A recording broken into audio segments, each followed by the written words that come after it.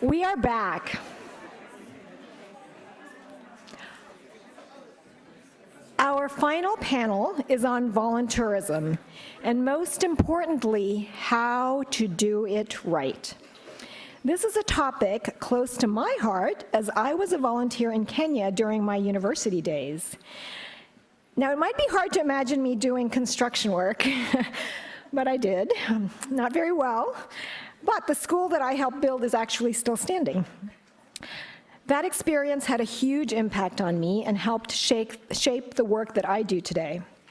I'm also on the advisory board of a social enterprise called Giving Way, which connects volunteers and the international NGOs that need them in a way that is transparent and free. Now, to the panel. I feel so honored to introduce the moderator, Martha Honey, CREST's co-founder and director emeritus. At a time when much of what we are talking about was considered fringe and ignored by the big players of travel, Martha held the course, a true pioneer and visionary, helming CREST as its executive director for 16 years before transitioning recently to her current role.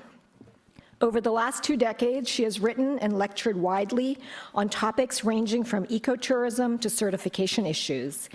She has inspired many of us who work in this industry, including me, my friend and mentor, Martha Honey.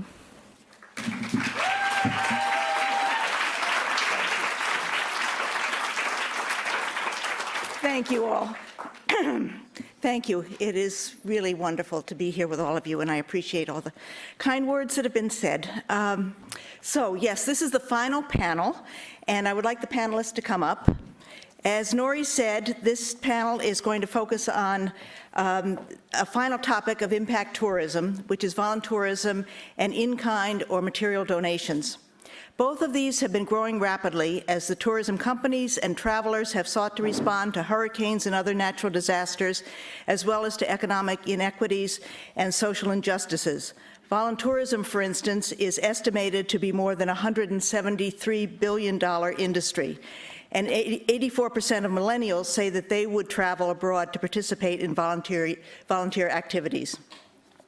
However, for a number of analysts, including me, voluntourism and material donations are a two-edged sword that all too often have negative unintended consequences. I remember, for instance, just after the horrific tsunami in Sri Lanka in 2004, I attended a university talk here in the US by a voluntourism guru who urged the audience to respond immediately by flying to Sri Lanka to help with the relief efforts. Just not what Sri Lanka needed, an army of untrained short-term volunteers who would take, at a time of massive destruction and with little or no electricity, water, food, shelter, or transport. In South Africa, I visited a rural school that had received donations of dozens of computers that were from an undoubtedly well-intended American traveler via his luxury tour company. We found the computers piled in the corner of a classroom, unused because, the principal told us, the school had no electricity. Again, it seems that no one, not the donor nor the tour operator, had asked the school if it had electricity, and more importantly, what it actually needed. We are now going to probe these and other issues with 3 experts who are, one running has been involved in tourism-based relief efforts in Puerto Rico, another who has a program soliciting material donations, and a third who is with a company that has developed rigorous protocols for voluntourism. We begin with Carmen Portela from Puerto Rico. Carmen is the founder of SNAP, Puerto Rico's first social media agency for the hospitality sector. In 2017, SNAP merged with Local Guest, an organization that promotes authentic tourism experiences in partnership with communities and local entrepreneurs. Carmen is widely recognized as a thought leader in community-based tourism development, and she sits on the board of directors of the Puerto Rico's Hotel and Tourism Association. Her talk today focuses on Local Guests' efforts to use sustainable tourism as a recovery tool in the wake of the massive destruction of Hurricane Maria in September 2017. Carmen.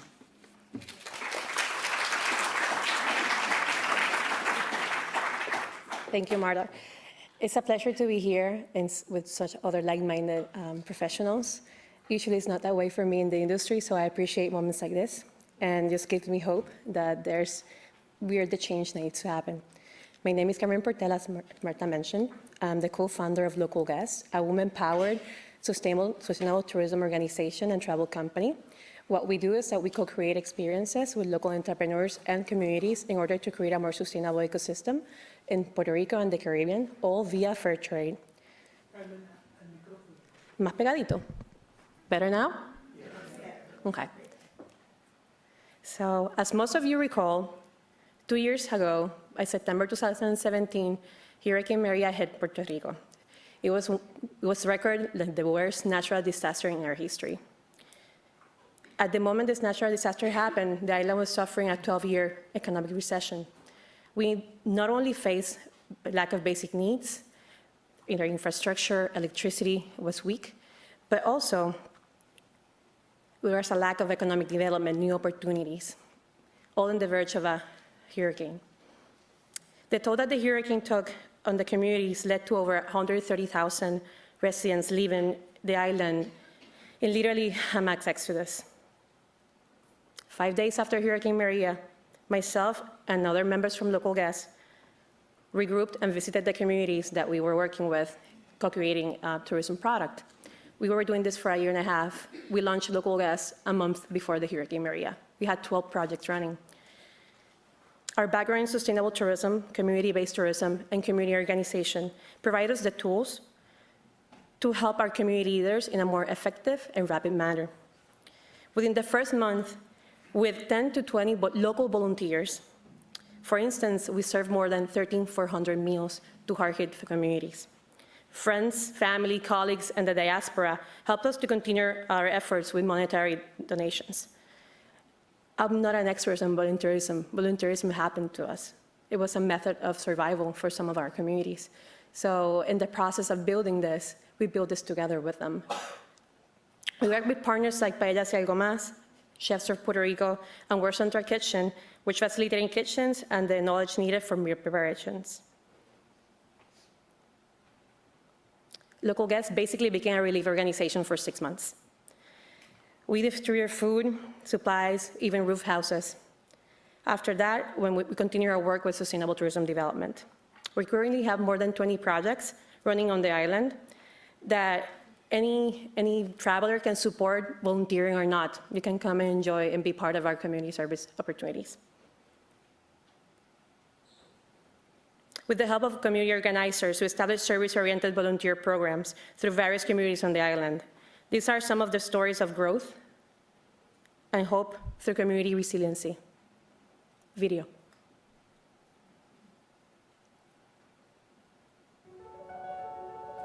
Los voluntarios o el trabajo voluntariado debería tener mejor significado del que se le da en la actualidad. Pero los voluntarios que han llegado y los turistas que han llegado a hacer un trabajo de voluntariado han hecho grandes contribuciones porque desde primero entender y comprender la comunidad con respeto, ¿verdad? Vienen con esa ya instrucción de dónde van a venir, de dónde van a estar y los proyectos que se van a visitar y qué significa ese proyecto para esa comunidad. We focus to restore ecosystems to create resilience in our communities. En las actividades que hemos tenido se ha intercambiado mucho conocimiento, tanto porque las personas que vienen nos traen distintas técnicas que ellos ya conocen de los países de donde vienen, o si no, también nosotros compartimos todos los proyectos que se están realizando y las técnicas, porque en lo que es la restauración ambiental es bien importante la técnica y la metodología que tú utilices y también cómo tú incluyes a la comunidad en este proceso. If you're in power, we're doing more than a government agency or a non-profit because we are directly attached to the community, and receiving people has been amazing.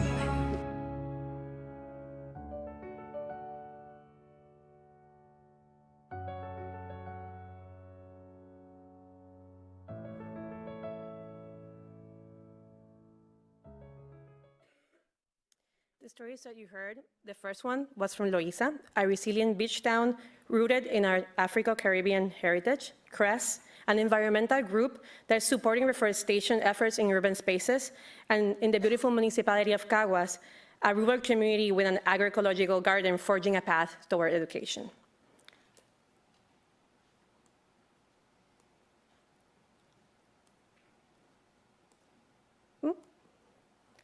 About a year after the hurricane, tourism in Puerto Rico was able to reflourish to pre-hurricane levels. But at the same time, the silver lining that happened is now that the stakeholders in the industry are actually talking about sustainability, a topic that it was hard to even get a space in the conversation. But when a natural disaster hits, we all start rethinking our lives. We'll start rethinking our industry. We'll start rethinking our day-to-day activities. So if I can leave you anything, the silver lining around Hurricane Maria is that now our industry is looking for ways to be better neighbors, better to the planet, and seeing the impact that responsible travelers are bringing. So it's not, when you live in an island that is based on mass tourism, change needs to happen. I'm happy that through these conversations, we can be part of that change. So in closing, it's only through clear and well-organized collaboration that we can achieve the resiliency needed to create a more sustainable tourism ecosystem in Puerto Rico and the Caribbean. Thank you.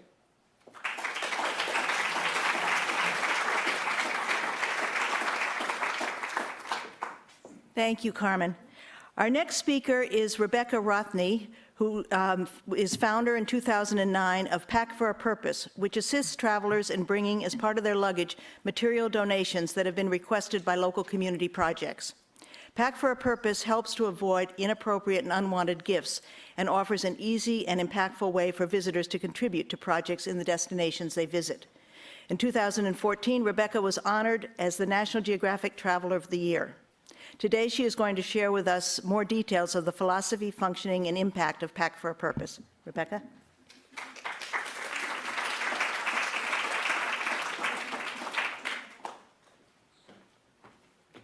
As everyone has mentioned, it's truly an honor and a privilege to be here, and it's especially wonderful to see so many people here who are actually part of Pack for a Purpose.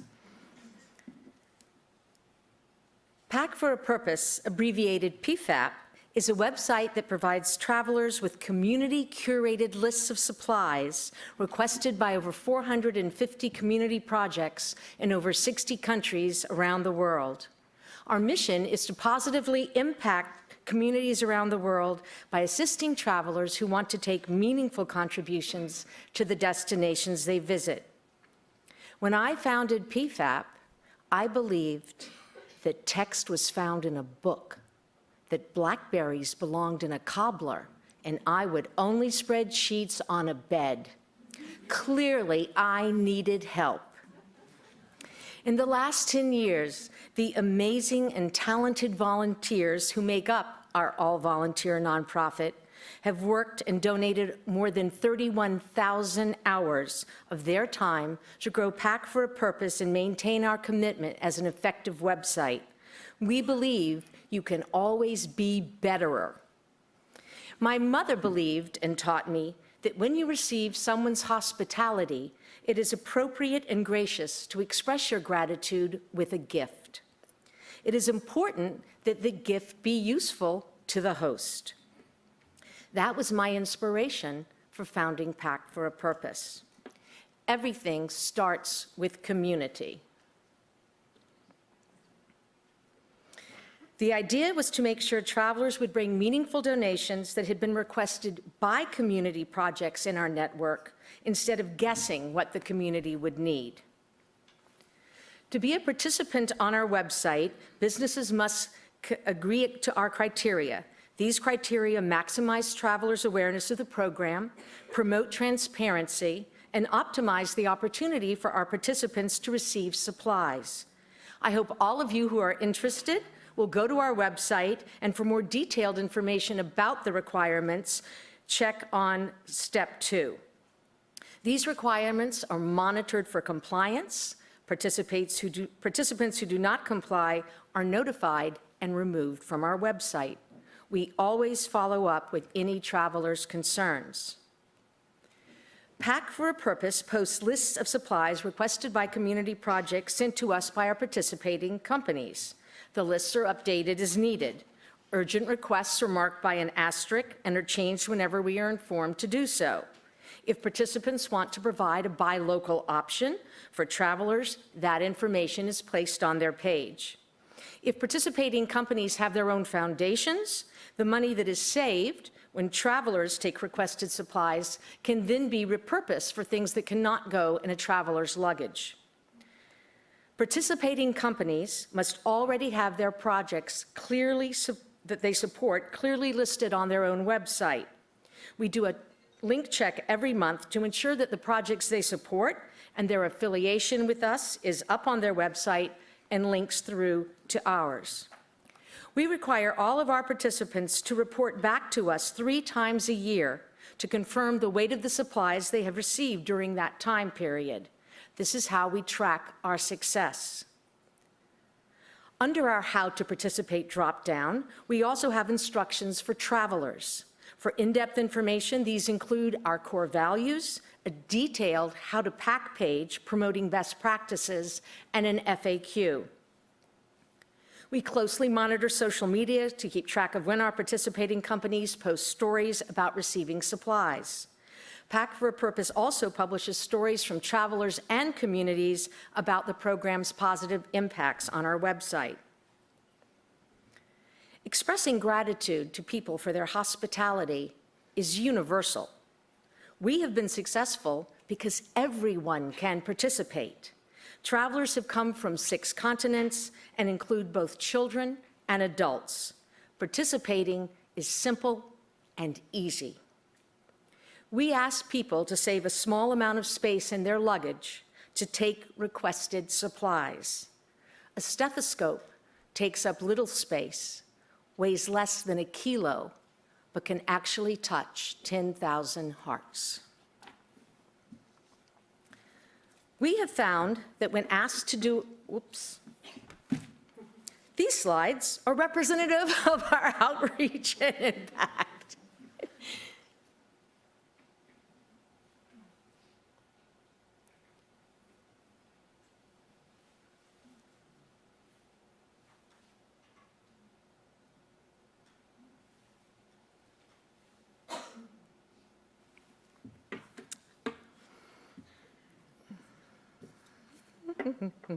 Numbering is so helpful. 2 caring Australian boys. We have found that when asked to do a little, travelers often do a lot. 2 caring Australian boys decided to make their trip to Africa with their parents more meaningful when they discovered Pack for a Purpose on the website of the safari camp where they were staying. They collected requested supplies from their family and fellow students to take to a school in Zimbabwe. Once there, the family spent time in the community and, with the guidance of the African Bush Camps Foundation, made a powerful connection. Once a traveler has brought a donation and, when possible, interacts directly with the community, the way is open for even more impactful outcomes. This resulted in the most amazing contribution so far that was inspired because a family chose to pack for a purpose. Once they returned to Australia, the family worked with their friends, the community, and MedEarth, an NGO in Sydney, and sent back an entire shipping container full of supplies. The container included the materials necessary to construct 14 cattle bomas for the community in Zimbabwe, which assisted in efforts to minimize and negate human-wildlife conflict.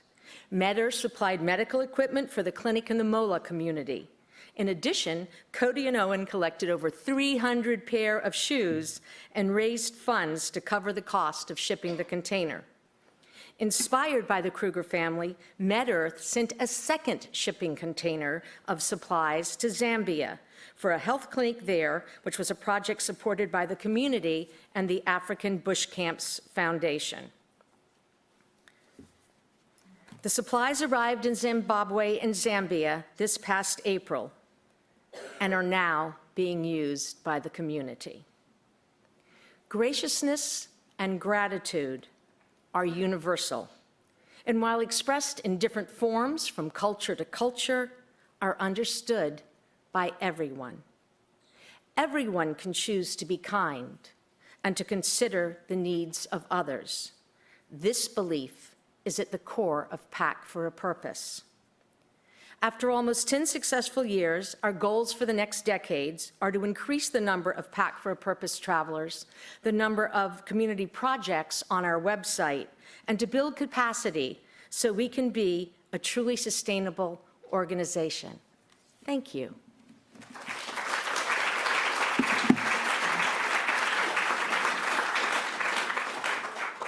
And thank you, Rebecca.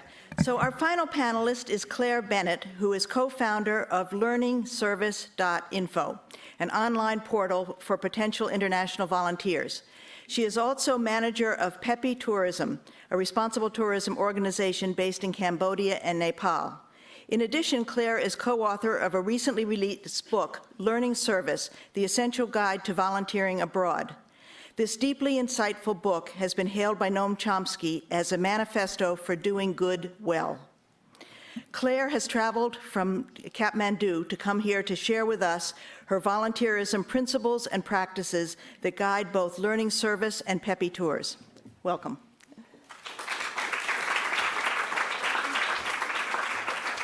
Thank you, Martha. I am so happy to be here.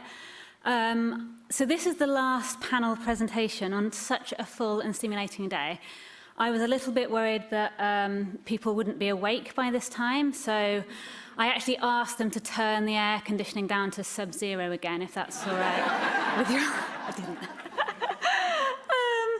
But I did prepare a presentation that is a little bit controversial, which I hope will help to keep us awake. So today, I'm going to be talking about two things. The first is learning service, which is an approach to international volunteer travel, where the learning comes first. So we flip the term service learning. And Pepi Tours, which is a tour company that uses the learning service philosophy. So our story starts with a volunteer project to build a school in Cambodia, which has got to be one of the most typical volunteer projects that you can find out there. And this project resulted in a half-empty building that was standing next to an empty health post that the previous group of volunteers had built. And it helped us realize an important lesson, that schools don't teach people, that people do. And the volunteer project had been to build a school. And that had been because that was a concrete and easy project that volunteers could get involved in. And it didn't really engage with that really tricky process of improving education. So Pepi Tours started as a voluntourism company, bringing people that wanted to help to the school. And we let them do anything, teach English, teach yoga, as you can see here, teaching guitar, because we thought that would be, helpful to enliven the education. And then we evaluated the project and found that the impact of the volunteers was kind of pretty negligible, and in some ways was getting in the way of providing that quality education that those children deserved. And, spending that time in Cambodia, we also started to observe some of the really damaging impacts of the voluntourism industry, such as orphanage tourism. I do not have time to fully explore this topic. This somewhat disturbing image is from the Child Safe campaign, but let's just say that there is research from countries all over the world, from all continents, to say that the practice of orphanage tourism is fueling child trafficking and causing a lot of damage to local communities and to vulnerable children, the very children that people are trying to help. And the evidence is so strong on this that Australia has included this in their modern slavery legislation. So this is not the only example. There are many other examples of good intentions leading to exactly the opposite of the intended impact. And this is one of the reasons why we think this is happening. The travel sector is seeking out easy and fast solutions, because we need to package up helping as a tourism product, when often travelers are the least best placed to be really helping on these big and complex problems. And we end up with really bizarre situations like this. This quote is used in the Crest Traveller's Philanthropy book. It's also, we use it in the Learning Service book. We found countless examples where local communities were saying that, you know, they didn't really understand it, but there was some thing that tourists were interested in doing and that they were happy to provide it without having any understanding that it was meant to be a service provided to their communities. We call this Band-Aid solutions. Activities that are not aimed at addressing a root cause, they're aimed at addressing a symptom. So going back to Peppy Tours, we actually decided to move away from voluntourism altogether because we felt that we had been letting down both sides of the equation. We had been promising development outcomes to communities that weren't really getting them, and we were saying to volunteers that they would get a chance to make a difference when they didn't really have that opportunity either. So we developed a new model of social impact tourism that we called Learning Service. So Learning Service was developed as a response to and an alternative for voluntourism. We have an advocacy website, we have resources, toolkits, and we recently published a book. And the basic principle is that you have to learn before you can help, which means transforming the current model of voluntourism that looks something like this into something just a little bit more nuanced. And in terms of our approach of how travelers can help when they go overseas, it's not about how to save the world in a week, it's about what we do with the rest of our time. We say to travelers, don't try and measure your contribution to the world in that tiny time that you have when you're on vacation. These issues are huge and they're complex, and if you want to make a difference, come and learn about them with us first. So our mission to travelers is to improve the way that they give, travel, and live. And how do we do that? So our travelers get a chance to meet local activists and development professionals, learn from NGOs and social enterprises. They have culturally immersive experiences. We sit around and we discuss these big issues of poverty, climate change, privilege, development, and our aim is to create responsible and informed global citizens who are long-term advocates for social justice. And we also try to ensure that all the tourist dollars go into projects and businesses that are already achieving social good. We don't feel like we need to create new tourism products. We go and we find organizations that have a proven impact, and we turn them into tourism products by making sure that our money is directed towards them. So my final message for you is that we know that there is a market for voluntourism, and we have heard all day today that the new generation of travelers are looking for ways to travel in a more socially conscious way. And I really think that our job, everyone sitting here today, it's not to cater to a demand that is there, because then what we'll do is design things that are appealing to travelers. What we need to be doing is shaping the market and educating the market so that we can provide things that are truly impactful on both sides.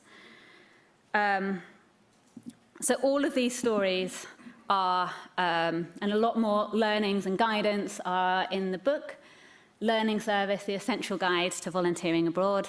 That is a quick link to buy the book, bit.ly/LS Volunteer Abroad. And you can contact me for bulk sales as well. And that's it. Thank you so much. It was so nice to talk to you.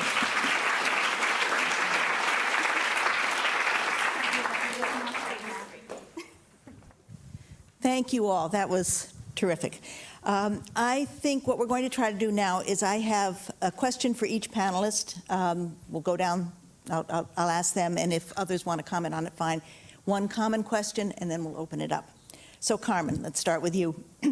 Given your experience with disaster relief in Puerto Rico, what can and should be learned, what can and should concern travel businesses and travelers do to help? Are cash donations the most appropriate to send? What type of volunteers, if any, are needed?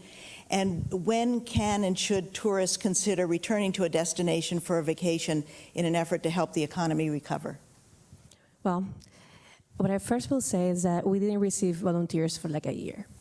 We didn't need the extra burden in communities where they were suffering from PTSD. Some family members have died. So our voluntourism, our more into community service, the communities that we were working with were very organized.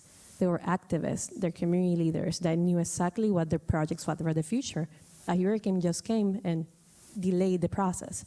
So they already had a tourism component in every single project because it were community-based tourism experiences. So what we noticed is since working with a organized community leader that has a clear path for the community makes all the difference, because you're truly knowing that you are helping a community to be sustainable because they organize themselves for sustainability. The idea around it is for these communities to be independent in water, electricity, and unskilled volunteers don't help. We were in that process working towards receiving a year later volunteers that were bringing their hands and their knowledge that could really impact that community based on the necessities that they had. We receive experts in renewable energy, doctors, people that actually knew about construction. And then there were other smaller work around like the farm, rebuilding the agriculture, which hands were needed. After the natural disaster, every single hand that was available was already in the field working. So volunteers did bring a lot of knowledge. Cash donations was initially what was needed because there was food that needed to be bought. People lost everything. So the resources were locally. So again, keep in mind, I'm not an expert. It took us a while to understand what makes sense. And what made sense was talking to the communities and creating a plan together. So we all were in the same north. To this point, any group that comes or any volunteers that come, we discuss it directly with the community to make sure their missions are aligned. We have said no to a lot of groups. We have said no to a lot of CSRs. If your mission is not in line with the community's mission or there's something funky, we're just not going to receive you. So yes, initially cash donations were necessary to pay locals to do the work that was needed too. The economy was not moving, so those cash donations did help a lot. And I will say each country rebuilds themselves at their own pace. Puerto Rico, the metro area and the island, maybe 3 to 4 months after the hurricane was ready. But our rural communities, they're still not ready to receive sometimes visitors. Our infrastructures were weak, streets were weak, and the amount of volunteers that could come could only deteriorate those already systems that were very fragile. So I would say wait a year, search. Look for those nonprofits and those tour operators that are into sustainability, that were into sustainability before a natural disaster happened. Look for track record and just inform yourselves and be a responsible travel. Good answer. Thank you very much. Do either of you have? Good. Let me go on then. Rebecca, one of the issues in giving gifts is who they should be given to. We don't want communities to develop a hands-out expectation that when tourists shows up, they can expect to receive gifts. How does Pack for a Purpose recommend that supplies that are brought by visitors be handled and distributed to the community projects? We make that very clear on our How to Participate as a Traveler page. And what step 5 says, leave the supplies at your destination and they will be delivered for you. Only the people in the community know when is the best time to take school supplies, when the clinic is available to stock something. So we never promise or mention anywhere on our website that you will be able to visit the project, that you should give these supplies out directly to the individuals. We make it very clear although we can't control all human beings as much as we might like to, that you simply drop off the supplies at the front desk and they will deliver them for you. If a place has only received 5 pounds of supplies and the school they're supporting is 2 hours away, they are not, I hope, going to drive 4 hours to drop off 4 pounds of supplies. They will wait till they have 30 or 40 pounds of supplies, and then they will deliver them. So again, it's all about taking a hostess gift, is what my late mother would have said back in the day, and just acknowledging someone's hospitality, because everybody can do that, and I think all of your mothers taught you that.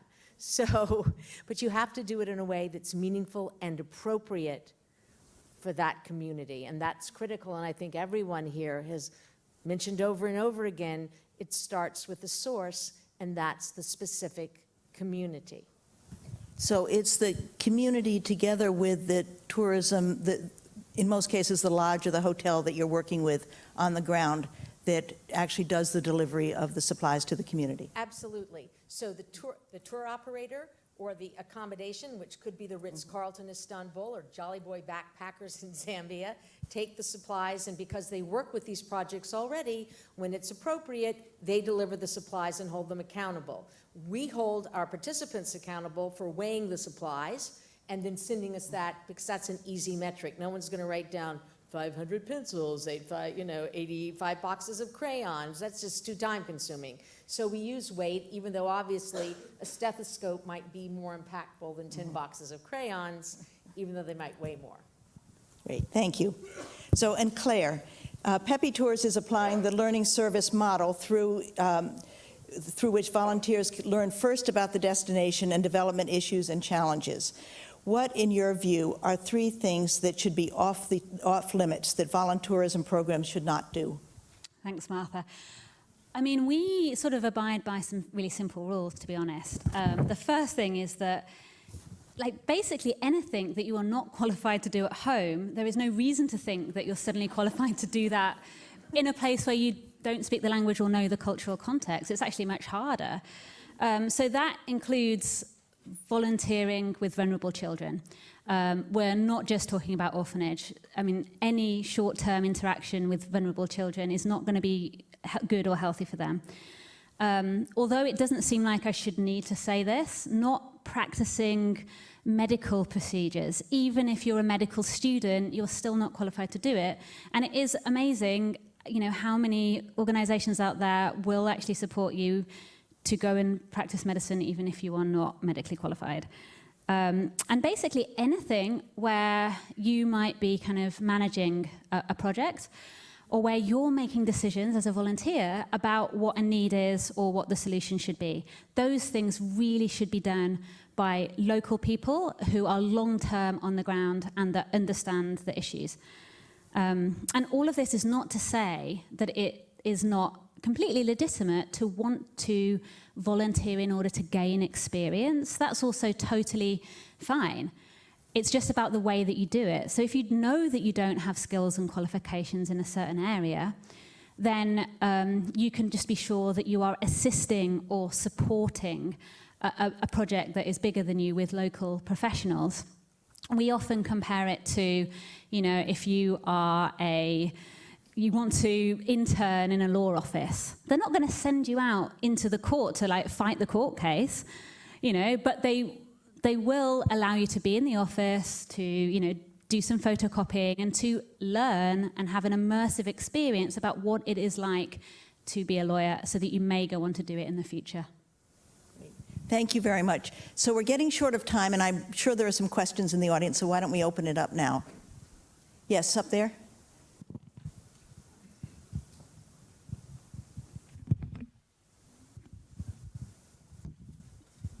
Hi, Dominique from Elevate Destinations. I have 2 questions, if that's okay. I think, Rebecca, your organization has done a great job of, you know, creating a very simple and efficient model of getting certain resources and goods to camps, lodges, and communities on the ground. The criticism I hear about Pack for a Purpose in the industry is, why aren't you sourcing locally? Why aren't you investing in the local economy? And what's the sustainability factor of bringing plastic markers and such from wherever, the States, rather than just buying locally and thinking more sustainability? The slides you showed of the Australian kids creating, tankers full of medical supplies is wonderful, but why couldn't those be sourced locally to avoid having to ship them and that sort of thing? And then my second question is for Claire. We've long tried to figure out, elevate, how can we sustain impact once people return home? So I'm really interested in your model around that. And if you could just kind of give a few ideas about how you practice perpetuating and extending the impact once travelers return home, that would be great. You go first. Yes, I'm happy to answer those questions. We provide a buy local option for every single participant, but I don't feel like it's my place to sit in my office in Raleigh, North Carolina, and tell people how they should conduct their business. I might wish they would conduct their business a certain way, but I can't impose that on them. So we make that option available. We hope more of our participants will use it, but it's not my decision as an individual human being sitting in North Carolina to instruct you on how you have to buy locally. A lot of things, as far as markers, we don't create the needs list. If you think you want markers for some reason, I'm not going to tell you you shouldn't have them. Hopefully that's an informed decision you make as a community, and instead you use chalk or you buy things that are available locally. All of that's up to the local community. If you're going on safari, you might not want to spend half a day in Nairobi at a medical supply store buying a stethoscope that wasn't made in Kenya anyway. I'm kind of a pragmatist at 70. I just want the clinic to get the stethoscope that doesn't have one. I really don't care how it gets there because they need it and you can provide it. So if you're willing to go and buy it in Kenya, that's great. But my bottom line is the stethoscope belongs in a clinic, and if you can take it, that's a good thing to do. I wish people would behave very differently than they do, but I can't control it. I can only recommend it, provide an opportunity for it, and then hope they have to do it. What the Krugers did, which was really amazing, is the father had a business that created waste metal. So when he realized they needed these cattle bomas, he turned that waste metal, along with other members in the community who provided canvas, into cattle bomas, repurpose the waste that way so they could be used in Zimbabwe. If those materials and the money was available in Zimbabwe, the African Bush Camps Foundation would have purchased it there. It wasn't. So this made things that would have been going to waste in Australia be repurposed. That's what I know from the story from the African Bush Camps Foundation. I don't know if that really addresses your concerns, and they're concerns I kind of share with you, but I just don't feel from a colonialistic or paternalistic viewpoint that it's my job to tell people how to conduct their businesses. I can tell them my preferences, I can provide them with opportunities, but then it's up to them.